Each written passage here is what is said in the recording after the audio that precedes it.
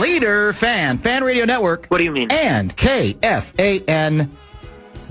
2 minutes and 21 seconds past 3 o'clock Central Daylight Time. It is the afternoon aardvark on a rather warm Tuesday afternoon here in the Twin Cities of Minneapolis and LeBronville. My name is Dan Barreiro. I host the program. Guardsy produces the show. We're going the distance today. That'll be all the way until 6:30 this evening. 6:30 this very evening. We're delighted you're along for the ride. Bradshaw and Bryant KFAN text line has been rebooted. Hip Cricket cooperative at the start of the show today. I guess just tries to keep me on my toes. Some days the password works. Some days the code does not. But it's up and running. 64686 if you'd like to be a part of these festivities, I guess is what I would like to say. Power Pack broadcast. I didn't even send out the pregame tweet. I will, because I am superstitious, as soon as this first segment wraps up. But I believe the sequencing today is Aaron Gleeman in studio at 4 o'clock. Is that correct? Yes. And then Brett Blakemore is scheduled to join us right after the top 5 at 5 to review España, La Roja versus France, the first of 2 World Cup semifinal games that you can hear on our sister station, right? One of them or 2 of them? I think you can hear it on the Plus. On the Plus right now. Yeah. So it's Spain, France today. It's already halftime there. And, of course, tomorrow, same time. I think it's the same. It's a 2 o'clock starting time, correct? You got it. And that will match, is it Argentina versus England? It is. Yeah, Argentina versus the Brits, which is really what the Open was all about. Is it the accent? Is it as simple as hearing a voice that sounds different than we generally hear from American broadcasters on North American sports? Or is there greater gravitas, wisdom? Or is the gravitas related to, I like the way that guy talks. I don't even know what he's saying, but I like the way he talks. That's my long-winded, blowhardish way of explaining how much I miss that, I think, second to none soccer broadcast World Cup pair that we've quoted and praised throughout the tournament up until now. They're not on. That team is not on the La Roja versus France game. And I miss it. So you tell me, is it just the British, the blokes sound different? They sound a little like Mick Jagger? Yeah. Younger versions of Mick Jagger? I think that's it. Is that what it is? Because huge game. La Roja in perfect position halfway through it, doing what do they do? They guard. They defend. I didn't get to see much of the first half, but I was listening. And you know what struck me? Announcer guy getting excited about a French rush. Like they're on the attack. Mbappe! And then the next thing is, oh, nicely taken away. Yeah. Or nicely deflected. Or nicely blocked. That's what La Roja does in this World Cup run. And that's why they may not be as flashy as previous La Roja teams. They may not be as flashy as the French, but they're just fundamentally dogged defensively. I think whether you like the sport of soccer or not, there's nothing like a good defense, is there? I love it. There's something very satisfying about a defense that takes away stuff from the other team. What can be more satisfying? The high-flying team, whatever the sport is. And they can't do what they're accustomed to doing. Thank God we got the Zach Brown band at halftime, by the way, in Dallas. Is that who it is? Yeah, it looks like the Zach Brown There they band. are, playing Chicken Fried. Yeah, I guess. I don't know. Well, isn't that a bit of a cliche? This game is in Dallas, so you got to get... It is. Come on.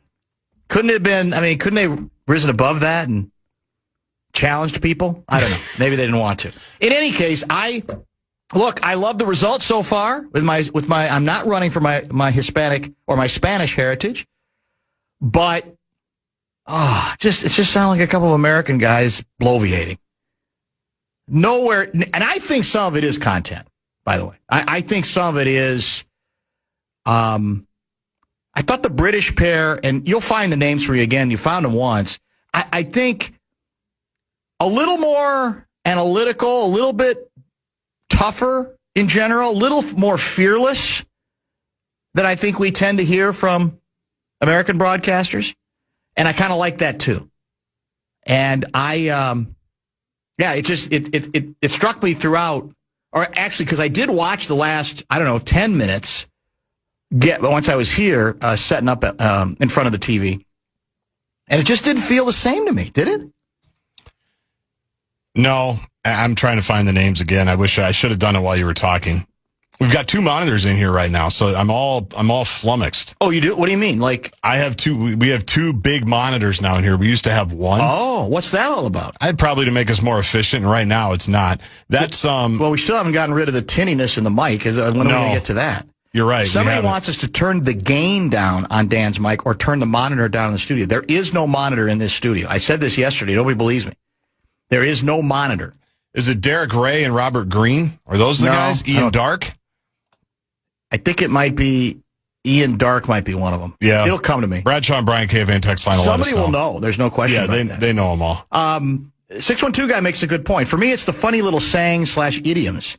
Yes. That the Brits say that make the announcers great. Yeah.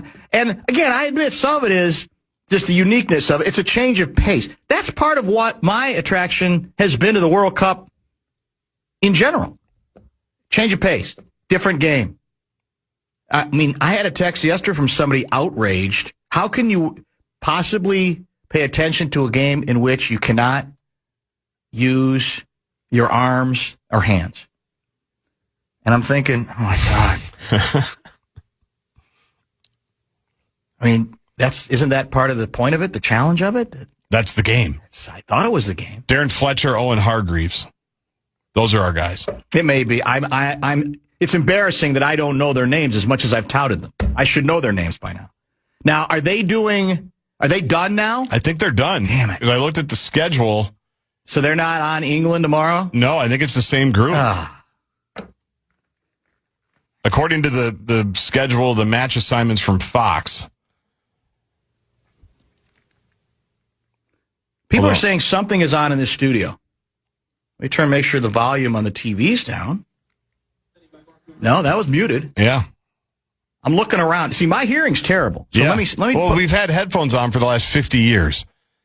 So any good hearing that we had is now gone. There's nothing else on in here. No, people are hearing things. Are they picking up the hum of the monitors behind us with the big KFAN on it? I hope not. Those shouldn't be humming yet. Is Chad Abbott still here? He was about 15 minutes ago. Yeah. Tears the size of pineapple chunks. British soccer commentary. Tears the size of... I hadn't heard that line. That's vivid. Going to have to use that. That's expressive. Going to have to steal that. Yeah. We did the live listen-in for one of the matches. I think it must have been Monday. Last Monday when you were gone, and Brett and I did. Mm-hmm. I think Switzerland ended up winning, and we did the live listen-in of the PKs. Correct. And I just like how he sets it up, and then he kicks it, and he just goes, brilliant. And that's all he said, because it was just a good kick. Just brilliant. And that's it. And then because he's smart too, he gets out of the way. He's TV. You don't have to say anything. Even though you can, and he would probably make it all sound great and add to it. He knows that all he has to say is brilliant, and he's done. Can I ask you a question? Sure. What do you think LaMelo Ball would be like on soccer commentary? Pretty good. 3-word answers. He'd stay out of the way. Yeah. Based on what I heard today. Yeah. Thank God we're not getting him for that. Right? We're getting him for what he can do on the court. I did get to hear a little bit, and I felt sorry for the Jackals because they tried. The Jackals tried to give him easy, hanging curveball openings. They really didn't go that hard that I heard on, LaMelo, are you serious enough in your approach? That seriousness question, does that bug you? Maybe it was asked and I missed it. Forgive me if I did. But the parts I heard, it sounded like most of the talking was done by Tim Conley, who, by the way, is now scheduled to join us tomorrow. Love it. At 3:30, and Finchie. And I don't know if anybody else was at the dais. Josh Green was. That's right. The other guy we picked up in the deal. That's true. Who I always feel bad for. when there's the second piece. It's a tough. Like, I know you got to do it that way. It's a tough spot to be. But, I mean, he knows, they know, everybody there knows. How are we going to bring Josh Green into this mix? Now, I guess if LaMelo doesn't talk, it does make it easier to ask the other guy questions. Let me ask you a question. Another question, I guess I should say. I've already asked you a couple. Hold on, let me find the name of it.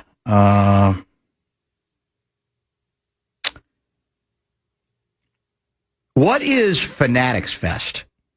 Fanatics Fest? Do you know what that is? Yeah. Okay, what's that about? I mean, it's jumping in on the trend of like collectibles and gaming. And when is that? Do we know? It's later this week in New York. It is. Is it like end by this weekend, or does it go into next week? That I don't know. The reason I ask is, I have a source who is predicting that's when LeBron is going to make his announcement at Fanatics Fest. I think that's fair because he's going to be there, and it's tomorrow through the weekend, it looks like. 16th through the 19th. So through Saturday. It's as good a theory as any I've heard. I don't know. Or through Sunday. Most people, I think, were of the belief that it would be this week or, by the end of this week. Yeah. When's the championship game in the World Cup? That's not till, is it the 19th? The championship game for the World Cup, yeah, it's actually not as far off as you think. Sunday the 19th. Sunday the 19th. Oh, that is? Okay, so, yeah. I wondered, would he do it that day just to mess, because LeBron, he can do that, to mess with that, or would he have a little bit of self-control and say, no, I'll do it Saturday. I'll leave Sunday to celebrating the World Cup soccer champion. I would say he's appearing starting on Thursday, July 16th. So that's when it starts. Okay. July 16th. I would say he does it then because there is no World Cup match. There's a World Cup match tomorrow. FanFest starts Thursday. I bet he does it to kick off FanFest. He could also do it Friday because he's apparently appearing on a panel there as well. Okay. All right. A little bit more on LaMelo being introduced to the Jackals today locally. Johnny Athletic did get the first question. Obviously. And got nowhere with it. It was, I think that was a 5-word answer. I think he had a follow, didn't he? And I think that was a 7-word answer. And that was it. And that was pretty much the way. He wasn't surly. Right. He just didn't. And I to be honest with you, I guess when I think about it, I've never really heard him interviewed where people go, oh, there's some interesting stuff coming out of there. Right. Anybody ask him about the multitude? He has to be the most tattooed player in basketball, correct? He's up there. It'd be hard to top him because he's pretty well covered. Are there tattoo analytics that'll tell us? Probably. Yeah, probably. Yes, tattoo artists. People are fired up about it. The fan at BigDeck.com. I'm going to give you a shot to win bonus bucks. It is our national cash contest. The keyword for the 3 o'clock hour is new. Go to KFAN.com and enter the keyword new. Bumper to Bumper with Dan Barreiro on the Fan. From the 1-800-ASK-GARY. I mean, I'm just coming here ready to play. I'm here to learn, just, give them all. What have your conversations with Ant been like about teaming up in this backcourt with him? Yeah, I mean, I know Ant for a minute, so, we've been talking. Just everybody excited. We ready to get to work. And with that, I need to go. I do appreciate your call, though. Thank you so much. I got to tell you, I had a sneaking suspicion as I was heading eastbound on 394 today, on the way in here, before we got to do the loop-de-loop and all the detours. There was one muscle car chasing another, going minimum 85, maybe 90. Perfect. Going in between lanes. Fortunately, people were cool and just basically go. You want to get around us? Go around us. LaMelo wasn't in one of them. He didn't already have time. Because the presser was short. That's true. So it could have been him. Has he already rented a place in Orono and he was coming in maybe to downtown for some fun later? Nothing is impossible. Asking. Yeah, it's worth weird. Checking. Yeah. It was one of those days where they were coming in fast and furious. Gleeman in studio beginning at 4 o'clock today. We're approaching 59 minutes. Spain just scored again.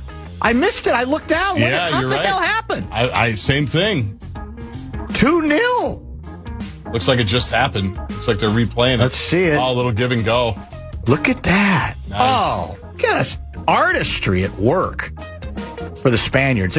That's almost too easy. It was. It's like France just stopped defending. Yeah, that's very strange. Oh, They got a couple of French players with their arms in the air like, what are we doing? Doing the Julius Randle, arms up. Like, that was your guy. Let me just say this. 2-0 might be the most dangerous lead in hockey. It ain't the most dangerous lead for Spain when they're on the right side of the 2. This would take a Herculean effort. That's correct. Look, Mbappe has that sort of look of, what do we do now? What the hell happened? Yeah. And the bad news is my La Roja hoodie has not arrived yet. And I got it from a company I've never heard of. I'm a little worried about that. Oh, perfect. Yeah, well, no problem. What are the chances, I'm surprised you didn't already have one. I have. That is surprising. I have a La Roja T-shirt, but I don't wear T-shirts very much anymore. It's kind of tattered at this point. And somewhere that I've lost, I think I have a Rubio shirt with the Spain colors. Somebody might have even sent that to me. I don't remember, but I can't find it. The big question, as Austin in Apple Valley suggests, does LaMelo like his car doors on or off? Good question. That's a really good question. If you're a muscle car guy, how do you feel about that? Do you care? I would think not. No, I would think you'd want the door. I think you want the doors on. I don't think it matters to you. I mean, because you're not – a muscle car is rarely believed to be a Jeep, correct? Or a Wrangler? I think that's right. I'm not a great car mind, but I would imagine his doors – and some of his cars, I'm guessing, I'm sure he has a Cybertruck. I'm sure it's the aesthetic of the door. I'm sure that's like a feature, and that's another thing that you like on top of the speed and everything else. I had something else, LaMelo. Well, I didn't. Like I said, we expect to get Tim Connolly tomorrow, starting about 3:30. And what you heard today from him was he classifies Ball as a true point guard. And I'm not even sure. I mean, I agree in the sense that he is a natural passer. It's an instinct. It's in him. It's inside him. And that is something I don't think you can teach. On the other hand, he's become enough of a scorer that when I think of a pure point guard, I tend to think of ones who are capable of scoring, but aren't, guys who could score 30. Like when their first play-in game, didn't he score 35? I think that's right. And then they got killed the next game. Yeah, he had a good first game. He wasn't very good, and nobody was for the second game for Carolina, for Charlotte, I guess I should say. But I didn't, and again, Finchy makes it sound like he's already got some tricks up his sleeve on how we're going to play. That's the part that's the most fascinating to me. How different does the offense look? Because he makes it sound like it's going to look very different. What does that mean exactly? Positioning, again, pace of play. Yep. And I took a long, hard look at myself last night, and I said, I don't agree with Sam Mitchell that if LeBron doesn't land here, it'll be because he doesn't want to play with LaMelo Ball. Because it'll be two ball-dominant guys, and he still likes the ball in his hands. Not all the time, but enough of the time. I don't think he's coming, but I don't think that's going to be the reason. I don't think it's going to be any players here that are the obstruction or the impediment. I think it'll just be I don't want to be in Minnesota. I just don't want to be there. Because LaMelo is a guy that makes everybody better. That's why it's counterintuitive. Yeah. And I know he might need the ball to do it, but here's the other thing. What is the NBA anymore? It's mix and match. You have different combinations on the court. In fact, you could argue part of the way to get the best out of LaMelo is maybe to try to keep his minutes relatively down. Like, I don't want them as low as they were this year, to be honest. But, in that sense, then you're not going to have him on the court 48 minutes, which means there are stretches where LeBron can be the point forward. The ball can be in his hands. I don't think anybody's going to be offended. I don't think LaMelo's going to be offended if occasionally, last 2 minutes of a game, the offense would be initiated by LeBron, would he? Yes, it would. I think so. LaMelo had 30 in that first play-in game, 30, 10 assists. Wasn't super efficient. He was 2 of 16 from 3. Yeah. But he had a big layup at the end to basically win it. Yeah, he was key. And then the other game, as I recall, they weren't even competitive. And I don't remember what kind of game he had. It wasn't good. I can pull it up. They got killed by the Magic, who ended up, putting a scare into Detroit, right? The Magic, I know they ended up firing their coach after that. Yeah. LaMelo, he wasn't horrible. He had 23 points in 25 minutes, 5 assists, 7 of 17. Right. He wasn't terrible, but they were bad. The team was not very good. They basically didn't show up. They got down by 22. They were down by 30 at the half. Ed in St. Paul. Dan, do you remember a former NBA player named Chris Birdman Anderson? He's probably the only player who could rival LaMelo in ink. That's a great callback, and he's right. He did have a lot. He had a lot of ink. And so if you see, you can't ask him tattoo questions today. It's the introductory press conference. But if we had a shot at him to try to loosen him up, don't you go down that road and say, when you have that many tattoos, is it like you schedule one a month? Is it you do like 6 at the same? What's the etiquette when it comes to, the ink and where you put it and how often you do it and so forth? Right. That's, to me, and maybe you can get something going with him there. I'm not sure. Maybe he would be just as taciturn with those kinds of questions. I don't know. But I think that's a good nominee because in the league now, I'm probably who's the big man. There's a big man with a European big man.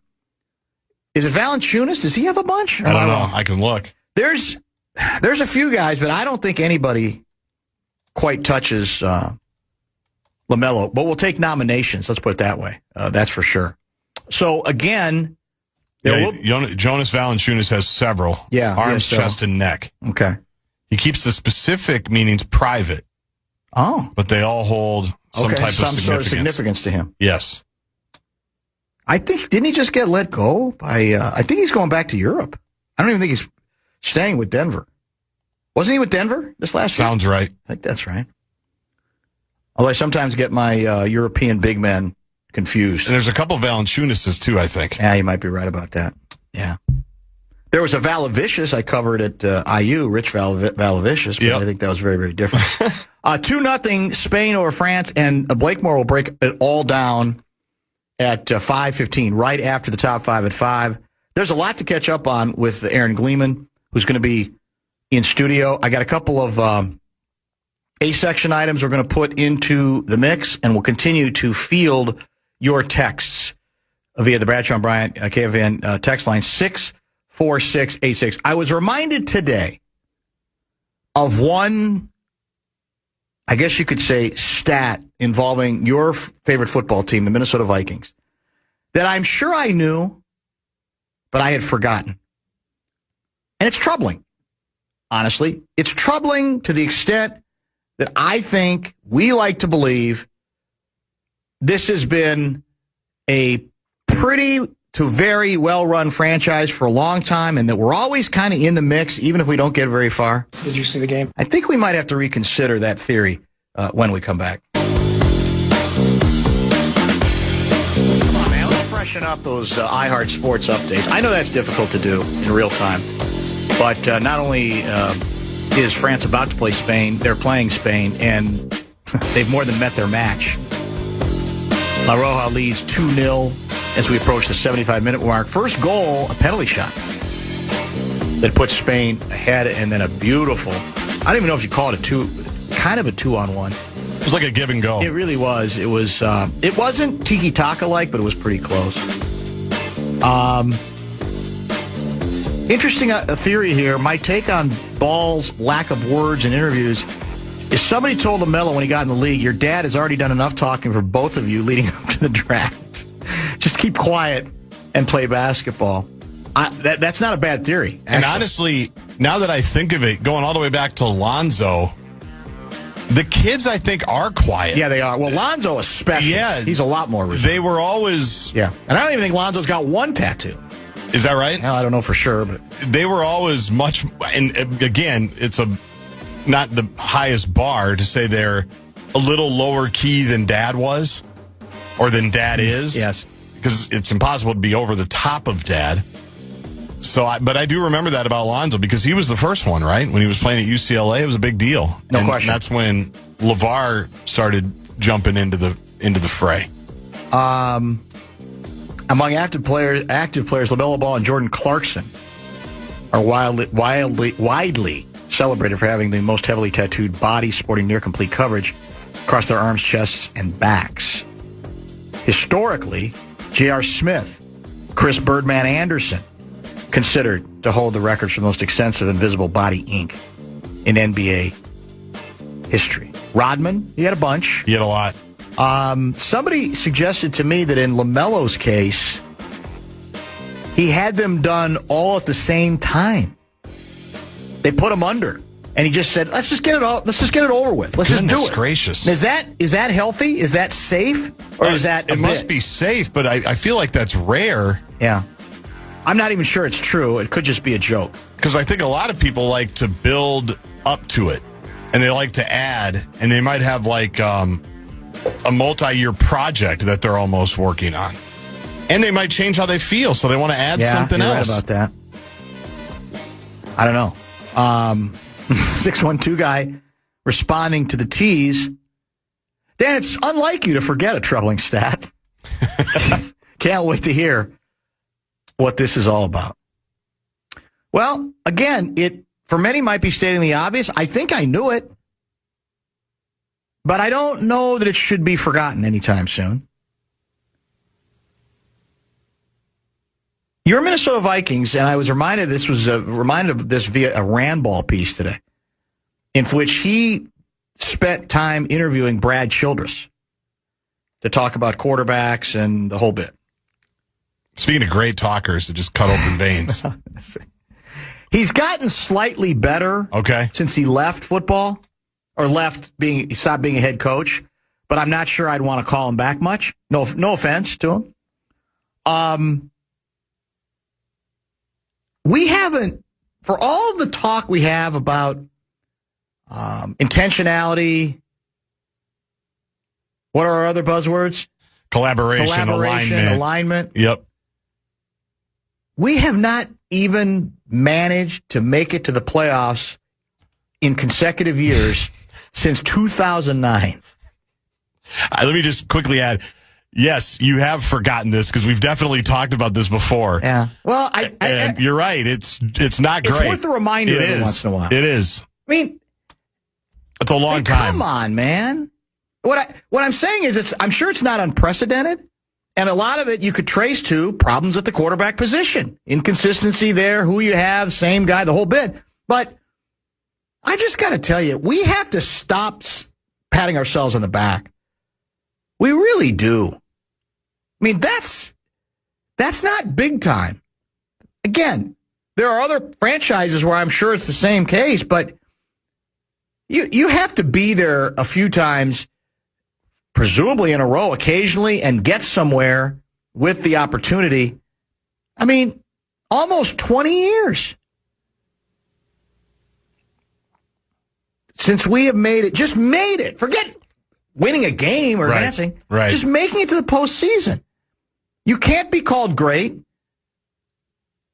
Your collaboration can't be lauded as being in any way meaningful if it's news when you just make it to the postseason 2 years in a row.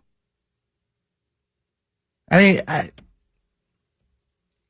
I just think as we prepare, get ever closer to training camp, it's worth another reminder, even if, as you say, I'm sure we have talked about it before. I don't know that we've talked about it recently. And it just, when I read the sentence, I go, yeah, that's.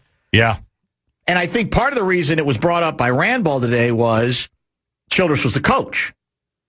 Last time we made, the much maligned Brad Childress. Right. But he happens to be the last coach. I mean, wouldn't most people, looking back, aren't they going to say Zimmer's a better coach? Probably. They're going to say, they're absolutely going to say, on the basis of image, KOC is a better coach. Who else have we had? Leslie Frazier. Yeah, it was Frazier, Zimmer, and then KOC. Yeah, but I mean, and it's easy to pick on Childress, right? He was an easy target. But the fact is, that's the last time we actually made it to the postseason 2 straight years. 2008, 2009, right? Yeah, exactly. And 08 was T-Jack, if I remember correctly. That is correct. They won the division. And then he was not very distinguished in the postseason. He threw a pick six, I remember, against the Eagles.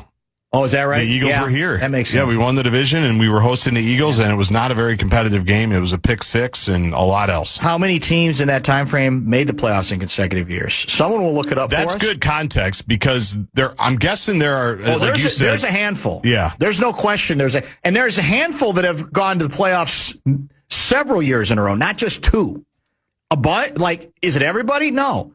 But that's being too defensive to me about the observation, because what I'm trying to convince ourselves of is to stop celebrating this franchise as much as we tend to on the basis of, the way we think they're run, and everybody says hi to everybody in the vestibule, and in all the surveys, the management here is very popular with players, on and on and on. And I just want us to grade on a tougher curve. That's all. I think because it's the team that really rules the roost in this market. I think, as odd as this sounds, people during game week, I think people can get really rough on this team. But when you take the broader picture, I don't think the Rubes are tough enough.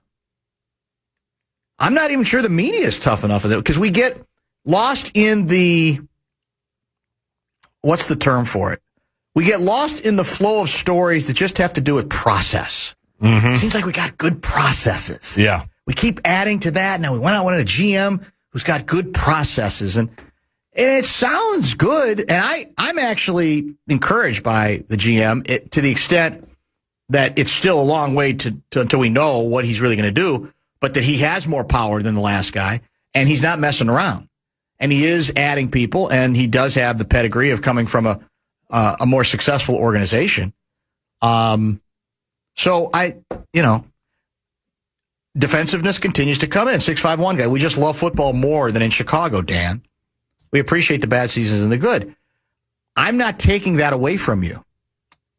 But what I am saying is we're not as good as we think we are.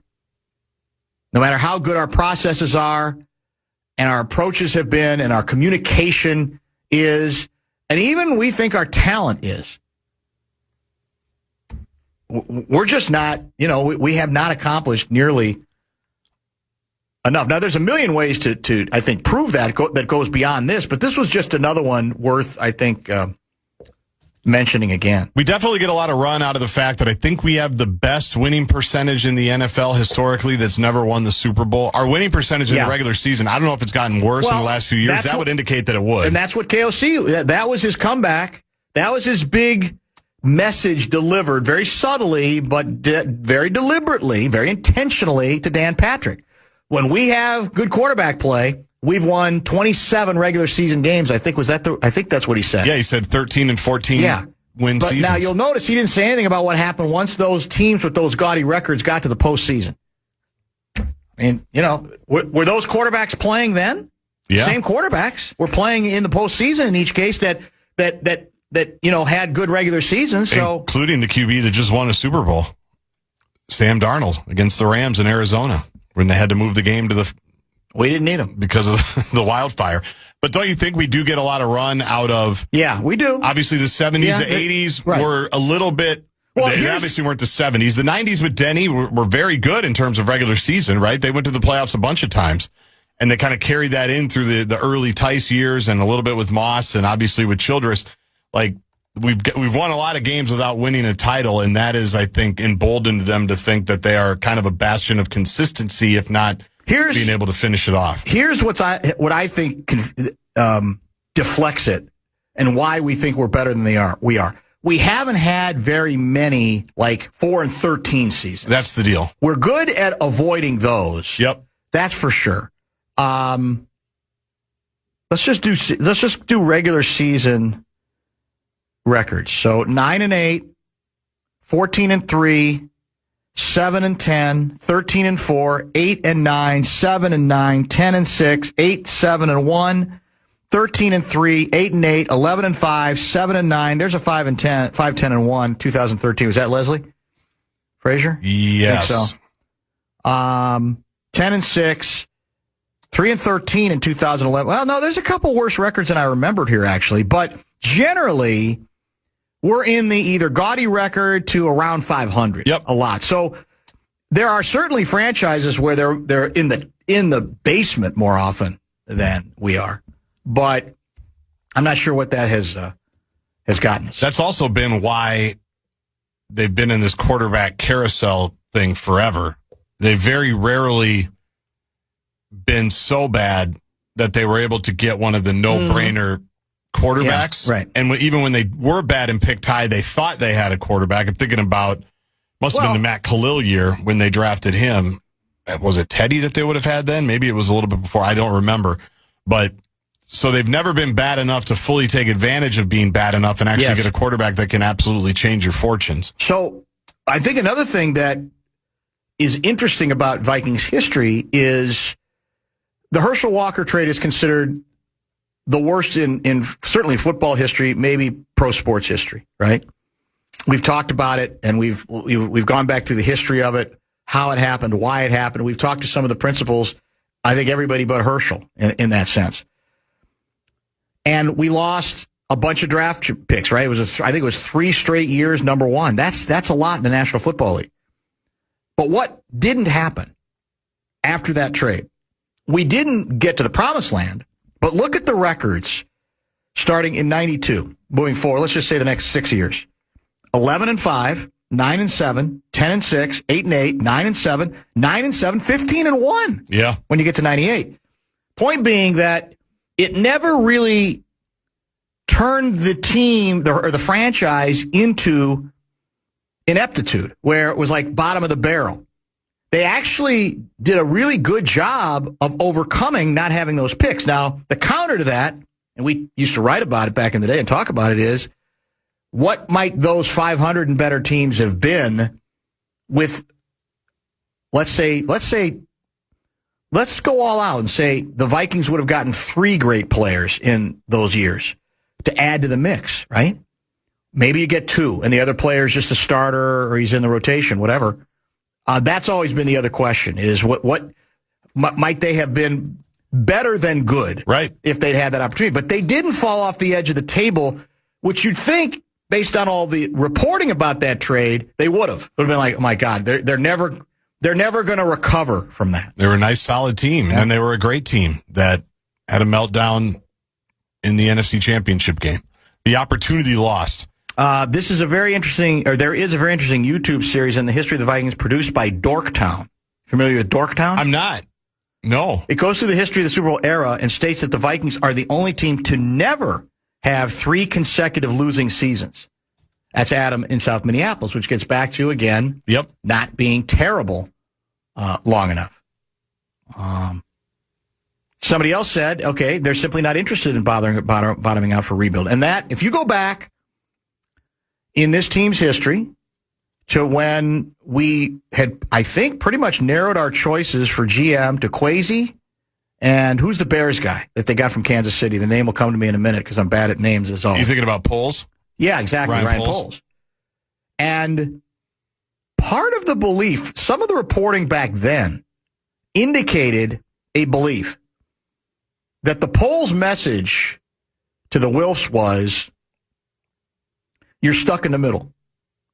And if you're asking for my best recommendation, I think you might have to have a gap year or 2 to get to where you want to go. In other words, break it down to build it up. The Wilfs didn't want to hear that. Kwesi might have been smart enough to know that and tell them a different story, or maybe Kwesi believes something different. Mm-hmm. But that is another issue we've had with several teams in this town, certainly the Wild from time to time. Get the old caught in the middle, and do you kid yourself, and are you better off bottoming out? The Wilfs have never been interested in bottoming out. That's true. Right? So that's also... which I think is to their credit. But then you look at it and you go, look at Oklahoma City and San Antonio Davey in the NBA. Finchie brought it up at the end of the season. They were built largely on bottoming out, not just for 1 year, but a couple of years. There's other teams that have done kind of the same thing. That is, it's a cleaner way to do it. It's an easier way to do it in some cases. In the NFL, it's probably not I'll be honest, as smooth because you need more guys. If I owned a team, I'd hate it. I'd hate considering it, but that doesn't mean it's not the right thing. And then you're back to, you got to calculate it out with your fans. And do you address the fans directly? Can you afford to do that? Will fans say, "Oh, okay, I get it"? Yeah, I don't think you can do it that way. I think no. What you talk through it a different way, but I think it's pretty hard to get all that specific. We got looks like another 7 minutes of extra time. World Cup semi, Dallas, Texas, favored France 0, La Roja 2, and that means if España can hold on to this shutout, they will have allowed, getting all the way now to the title game, a single goal. They've conceded to this point in this tourney 1 goal. How many games would that be? I have to look it up. That's a bunch of games now. 6, That's probably? Crazy. Yeah. That's good defense, boys and girls, I think. I think it'd be 7 because it's 3 in the group round, and then yeah, you're probably right. It's 32, 16, 8. Here's the semis. That's 4. Well, 7 matches, 1 goal. Pretty good. That's outstanding. And again, I think they're sneaky good offensively. They will take advantage of opportunities. It's not like they don't have any talent offensively, but they haven't been overwhelming offensively the way France has. Pre-game, you want to talk about bulletin board material? I don't remember who was who on the panel, but it was basically, it's not a question. France is going to win. France has been the best team this whole tournament. France is going to win. Really? Oh, it was almost like this was North Carolina State versus Spy Slamma Jamma back in the day. Interesting. But so I don't know if the Spaniards would they probably don't need that. They're good enough. I don't think anybody's beaten France more often the last 8 years anyway. So they're not going to be wowed. They're not going to be intimidated. They know how to play, and it's that cliche that we use all the time in other sports. They just don't make very many mistakes.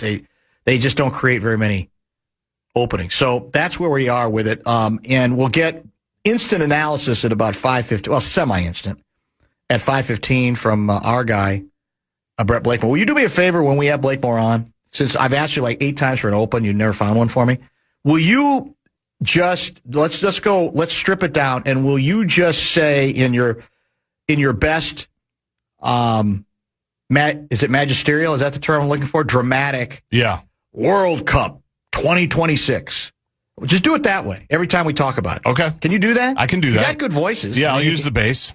Use whatever. Yeah, whatever. Yeah, I'll use the bass. I'll get down there. I don't want you to do it. I don't want you to say it as if Sam Mitchell was saying it. No. Which you could do. That might be kind of funny. Yeah. But I'd rather it be a little bit more, Understood.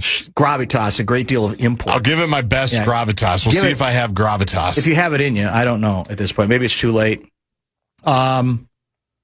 The Wills would rather get in the dance and see what happens rather than taking more risks to get the quarterback we need long term. I bet so much of the McCarthy decision is influenced by them. Well, again, that's what makes this the sticky wicket still sticky because, again, you're back to let's say Kyler's good but not great.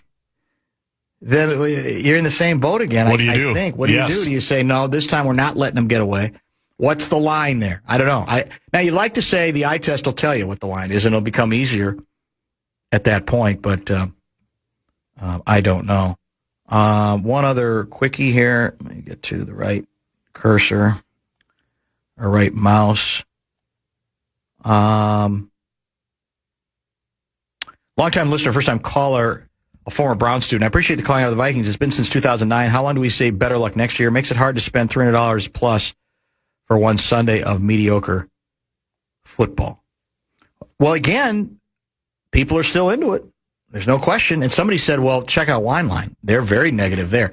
I said, when reacting to a given game, right? Oh, they can be vicious. But they're back the next week. But they're back immediately the next week. Yep, and they still get the feel of, KOC knows what everybody tells me he knows what he's doing. And he might. He probably does. But it is, somebody once said, a results-oriented business at some point. And if you haven't even made the postseason for 2 straight years for this long, then you may be like a lot of other teams, but that's the point. Then you're not as special as you think you are, or you've been led to believe you are.